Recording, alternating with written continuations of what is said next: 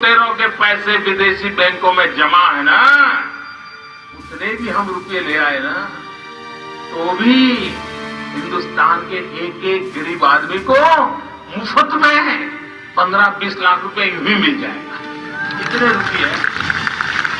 लो आ गई सबसे बड़ी खुशखबरी, मोदी को मिल गया 15 लाख भेजने का जुगाड़। अब हर कोई होगा माला माल। सिर्फ 3 जिले ही भारत की भर देंगे तिजोरी। इतना पैसा आएगा, भारत फिर सोने की चिड़िया कहलाएगा। ब्रिटेन गिड़गिड़ाएगा, अमेरिका नतमस्तक हो जाएगा। उड़ीसा की धरती ने उगला सोना, कश्मीर में निकला सफेद सोना। 2024 से पहले 5 नहीं 10 ट्रिलियन इकोनॉमी बनेगा भारत। मोदी करेंगे बल्ले बल्ले। 2024 से पहले आपके खाते में 15 लाख भेजने का मोदी सरकार ने जुगाड़ कर लिया।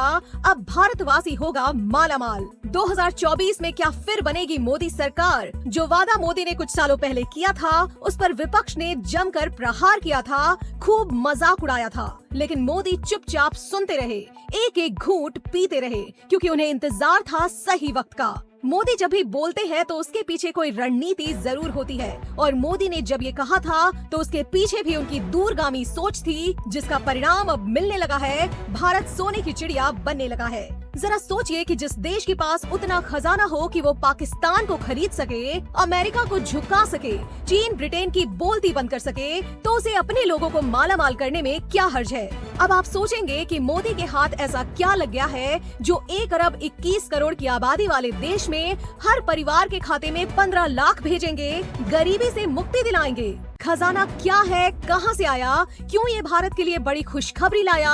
हर एक सवाल का जवाब हम आपको देंगे। जियोलॉजिकल सर्वे ऑफ इंडिया के मुताबिक देश के उड़ीसा राज्य में 3 जिलों में सोने का भंडार मिला। ये 3 जिले हैं देवगढ़, क्योंझर और मयूरभंज।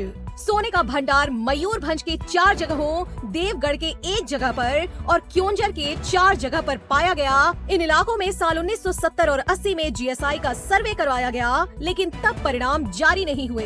बीते 2 साल में सर्वे हुआ तो सोने का भंडार का पता चला। इन 3 जिलों में मिला सोने का भंडार कितना बड़ा है और इसमें कितनी मात्रा में गोल्ड मौजूद है, ये साफ नहीं है, लेकिन इतना तो साफ है कि अगर इतने बड़े एरिया में सोने की खदानें मिली है तो भारत की किस्मत जरूर की है। 1967 में एक फिल्म आई थी, नाम था उपकार। उस फिल्म में एक गाना था, मेरे देश की धरती सोना उगले उगले हीरे मोती, मेरे देश की धरती। और वाकई में मेरे देश की धरती ऐसी है जहां खजाने का भंडार है, हर एक कदम पर छिपा सोने का संसार है। तभी तो एक वक्त था जब भारत सोने की चिड़िया हुआ करता था, लेकिन अंग्रेजों की नजर ऐसी पड़ी कि सारा खजाना लूट गए और इस सुनहरी धरती को बेजान छोड़ गए। हालांकि कोई किसी की धन दौलत संपत्ति लूट सकता है, छीन सकता है, लेकिन उसकी किस्मत नहीं। और भारत की सुनहरी किस्मत एक बार फिर चमक उठी है। एक तरफ मिला सोने का भंडार है, तो दूसरी तरफ जम्मू कश्मीर में मिली लिथियम की खदान है, जिसे देख चीन की भी आंखें चौंधिया गईं।